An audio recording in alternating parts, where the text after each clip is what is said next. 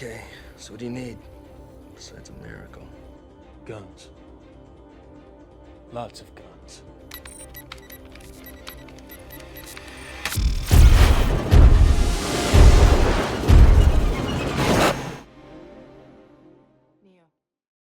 Il y a encore quelques temps, je n'aimais pas James Gunn.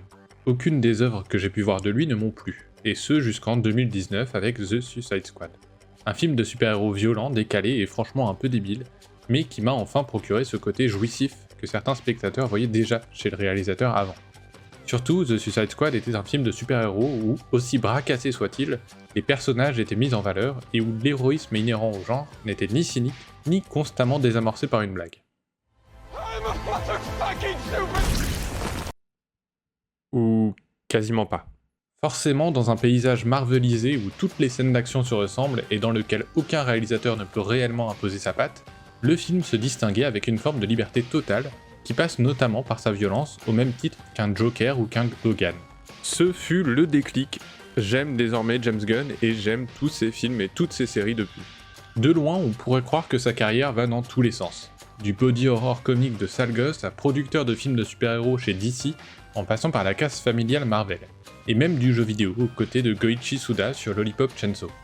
L'histoire de notre homme pourrait être une qu'on connaît bien. Un petit réalisateur de série B dont la popularité éveille les sens des gros studios américains qui vont se saisir de son nom et potentiellement risquer de dénaturer sa patte.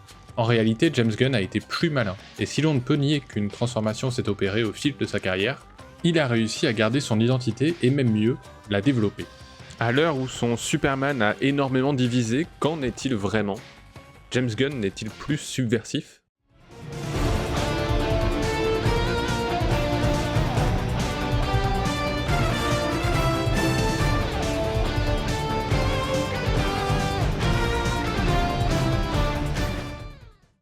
On peut distinguer deux grands axes dans l'œuvre de Gunn. Le premier est majoritairement celui de ses débuts. Pour bien faire mon travail non rémunéré, il faut tout de même introduire notre réalisateur dans ce que j'appelle la partie Wikipédia, l'ancêtre de ChatGPT. Ainsi donc, James Gunn est né en 1966 dans le Missouri, aux États-Unis. Il a 4 frères et une sœur dont certains travaillent aussi dans le cinéma, que ce soit en tant que scénariste, comme Brian Gunn, ou en tant qu'acteur, comme Sean Gunn. D'ailleurs, James ne commence pas directement dans le cinéma, mais plutôt dans la musique, avec son groupe de rock The Icons, au début des années 90. C'est seulement en 1996 qu'il rejoint Trauma Entertainment, où il va faire ses armes aux côtés de Lloyd Kaufman, co-créateur du studio. Et là, on est direct dans de l'underground. Trauma Entertainment, c'est un studio qui ne fait que des films d'exploitation de série B, donc un tout petit budget est produit à la chaîne pour un maximum de rentabilité, dans des genres trash. On y trouve de la parodie, bien souvent orientée vers le body horror, et le gore. Du film sale, volontairement provoquant, régressif, mais aussi libéré de toute contrainte d'un plus gros studio. James Gunn y scénarise Roméo et Juliette, et il est certain que l'influence de cette période lui a donné son ton sale gosse et irrévérencieux. Il y considère d'ailleurs lui-même Lloyd Kaufman comme son mentor. Après, il ne s'enferme pas et n'hésitera pas à s'éloigner de Trauma quand l'occasion va se présenter.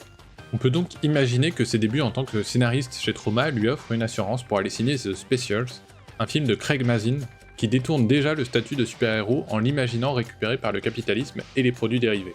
Quelques années avant The Boys en comics quand même. You've got it, guys. How about the Weevil and his harpoon? Dans son registre plus sanglant, il s'occupe également du scénario de Dawn of the Dead, le remake de 2004 de Zack Snyder. Tous ces films sont déjà largement plus sages que les productions Trauma, mais on retrouve quand même un Gunn qui se conforte dans le film de genre, comédie parodique ou horrifique qui ne jure finalement pas tant que ça avec ses débuts. Et cette cohérence se confirmera avec son premier film en tant que réalisateur, Sleazer, en 2006. Il a aussi scénarisé les 2 films Scooby-Doo. On y reviendra. Sleazer, donc, ou Horribilis en France, ne demandez pas pourquoi, est un film d'horreur écrit au second degré qui épouse à la fois les codes du genre et en même temps s'amuse à les exacerber. Il met en scène une invasion de sangsues de l'espace qui se reproduisent à travers le corps humain. Ce qui est dégueulasse, et les personnages le soulignent tout au long de l'aventure. C'est gentiment trash, un peu régressif et chaotique, mais généreux. Les CGI ont franchement mal vieilli, ce qui adoucit pas mal les effets crades, mais d'autres scènes fonctionnent et réussissent à nous faire regretter d'avoir mangé devant le film. En tant que première réalisation, c'est à la fois oubliable, mais ça ne jure en rien avec ses débuts, Au contraire, en plus de commencer à se construire une famille d'acteurs chouchous. Nathan Fillion fera des caméos récurrents à partir de maintenant, Elizabeth Banks sera en tête d'affiche de Brightburn en 2019, produit par James Gunn et écrit par deux de ses frères, et surtout Michael Rooker jouera dans quasiment toutes ses œuvres à partir d'ici. À la musique aussi, on trouve Tyler Bates qui a déjà travaillé pour Dawn of the Dead et qui accompagnera Gunn sur Les Gardiens de la Galaxie, en composant d'ailleurs un des 3 seuls thèmes un peu mémorables du Marvel Cinematic Universe.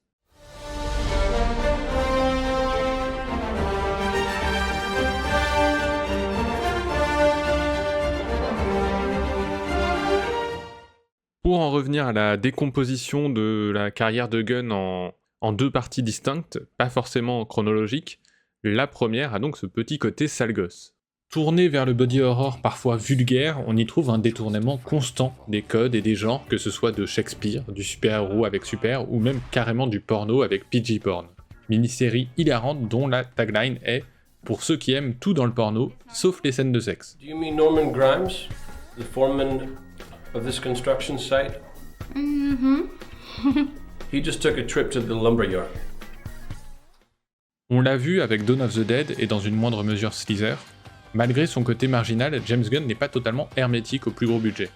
C'est clairement l'autre partie de sa carrière, mais plus qu'une question d'argent, cet autre aspect se caractérise surtout par des films d'équipe marginale avec énormément de cœur. Et tout ça commence bien entendu avec une bande de bras cassés qui n'ont rien à voir les uns avec les autres, mais qui finissent par s'aimer et travailler ensemble pour repousser des forces qui les dépassent largement. Avec au centre, bien sûr, un animal humanoïde franchement grossier. Vous l'avez deviné, je parle évidemment de Scooby-Doo. Tu ne veux pas Melvin Doo? Saisissez-les!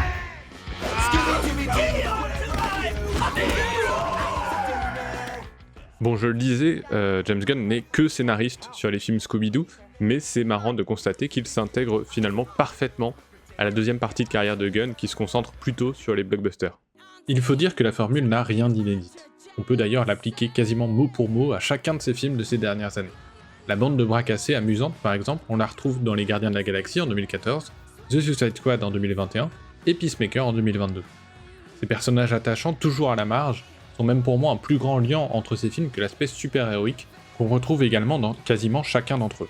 Preuve en est avec Super en 2010, sorte de kick-ass encore plus noir, cynique et moins déjanté, qui s'il s'inscrit dans un registre de super-héros, n'a pourtant pas l'aspect chaleureux des films que je viens de mentionner.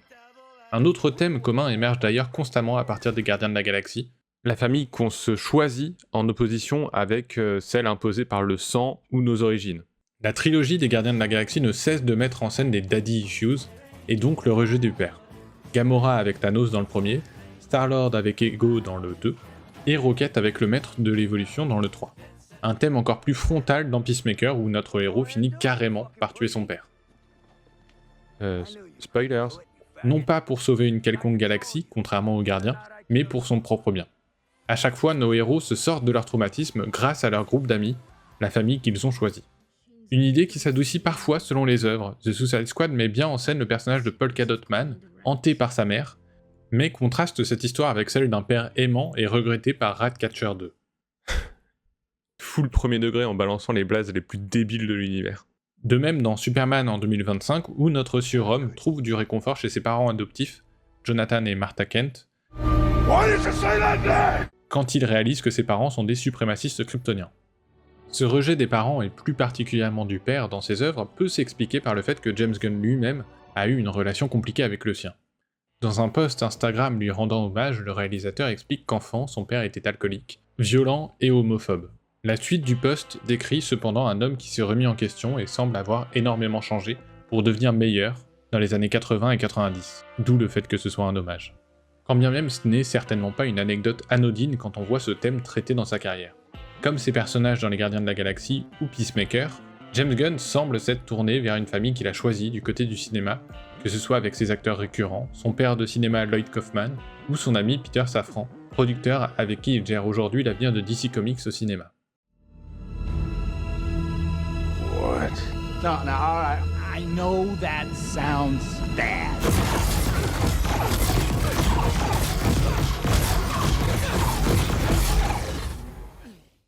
Cette James Gunn Family est une anomalie dans le paysage hollywoodien actuel, et d'autant plus dans celui du film de super-héros.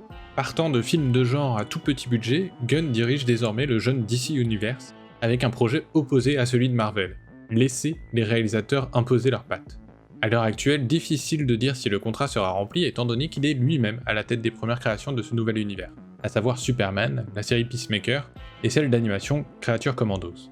J'espère que la promesse sera tenue, surtout à l'heure où Warner Bros est en train d'être revendu, donc la maison mère de DC, et pas forcément aux acheteurs les plus progressistes du cinéma. Bon bah voilà, entre l'enregistrement et le montage, Warner Bros a été racheté par Netflix. On verra bien donc où le projet de James Gunn ira. Toujours est-il que quand on passe de petit scénariste qui veut faire des films glauques à producteur et réalisateur d'un des plus gros blockbusters de l'année, l'image de Punk dans la subversion s'en trouve égratignée. Pourtant, que vous le croyez ou non, James Gunn est toujours un artiste en dehors des clous. La preuve, quand il arrive sur Les Gardiens de la Galaxie en 2014, il se plie évidemment aux contraintes d'un film tout public, et même familial, mais impose tout de même un ton qui lui est propre. Avec son désamorçage régulier des situations sérieuses, il s'inscrit dans la droite lignée de l'humour d'un Joss Whedon sur Avengers, et épouse même totalement ce décalage avec des personnages qui ne sont pas des héros, et une ambiance cool. Grâce à ses chansons pop des années 80 qui accompagnent les scènes d'action, Le Premier Gardien devient ainsi l'un des films les plus influents du MCU. Maintenant soyons clairs, ce n'est pas le premier film à utiliser des musiques sous licence, mais c'est clairement lui qui lance une forme de mode systématique. Une mode que je déteste par ailleurs, qui a tendance à effacer les bandes-son originales et à parasiter les blockbusters jusqu'au film Mario désormais. Malgré tout, à sa sortie, le film se démarque du reste de la production Marvel qui aurait plutôt tendance à s'uniformiser. Il n'est pas tout à fait subversif, mais clairement à la marge en 2014. Le problème c'est qu'à partir de là, le film va devenir un calque pour le reste des blockbusters hollywoodiens.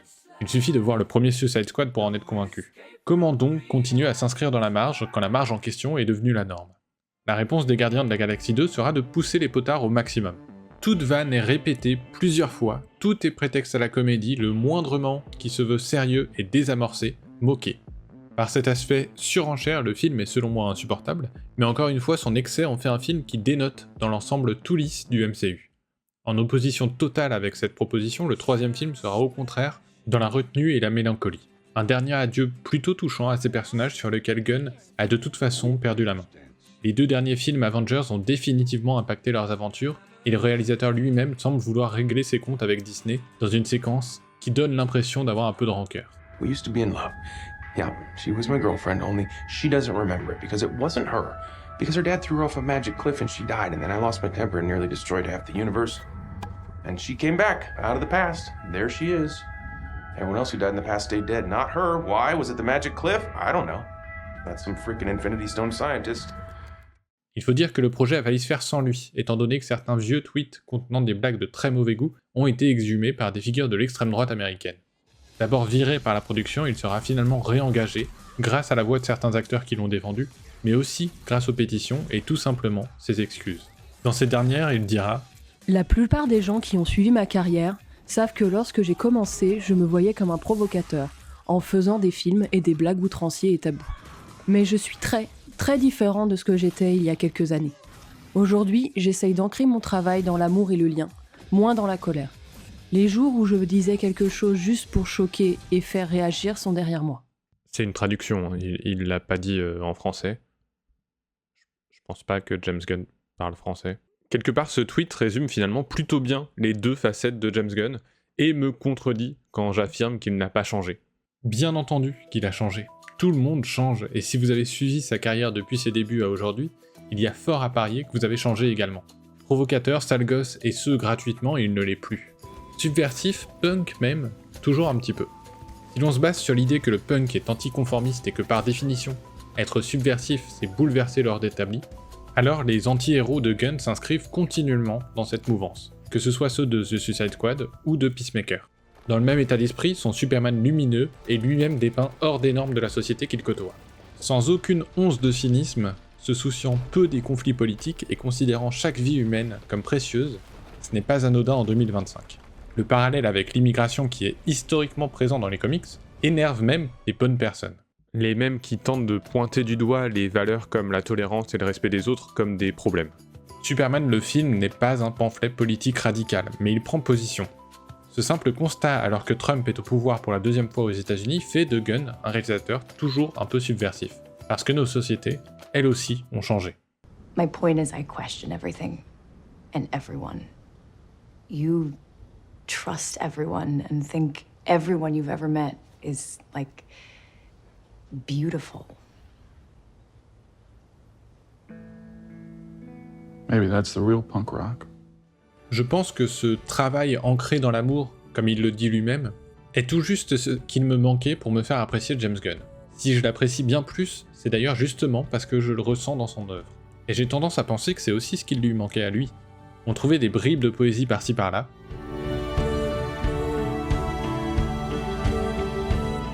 mais dans un ensemble volontairement provoquant et repoussant. The Suicide Squad fut la preuve que Gunn était capable d'allier violence, vulgarité, débilité avec amour. Je ne peux m'empêcher de savourer cette nouvelle recette qui offre 2 saisons de rédemption et de chaleur à Peacemaker, le personnage le plus méchant et le plus idiot de son Suicide Squad, qui est pourtant déjà une équipe de vilains. La carrière de James Gunn se symbolise par l'affinement, ajoutant de nouvelles cordes à son arc d'année en année. Il a très vite écrit pour des films de série B, mais aussi pour des plus gros budgets, puis il a su prouver qu'il savait également réaliser, et même souvent mieux que ses camarades de chez Marvel avec une caméra aérienne fluide qui accompagne et iconise nos super-héros.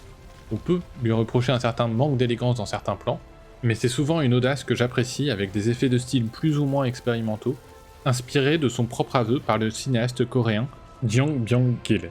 Enfin, il a su ajouter cette touche d'émotion à son mélange, et ça n'impose pas forcément de signer des films uniquement familiaux. Peacemaker est une série avec beaucoup de cœur, mais c'est pas pour ça que je vais la montrer à ma maman. Aujourd'hui, j'ai le sentiment de voir un réalisateur accompli, dont les films récents ne renient finalement en rien ses débuts.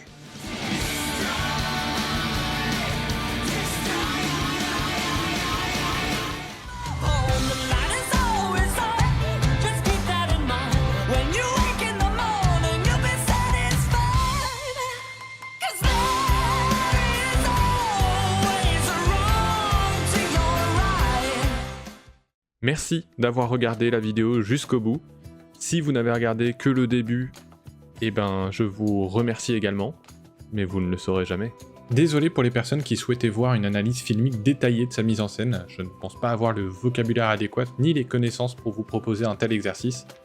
De même, ce n'est pas une liste exhaustive des œuvres sur lesquelles Gunn a travaillé, et donc j'ai fait l'impasse sur pas mal d'entre elles, de Lollipop Chainsaw à The Belko Experiment. On n'a pas non plus abordé sa carrière uniquement d'acteur dans Lolly Love, ou dans le jeu Loco Cycle bien sûr. Et je ne me suis pas non plus penché sur sa vie privée, comme le fait qu'il soit marié à Jennifer Holland qui a 20 ans de moins que lui.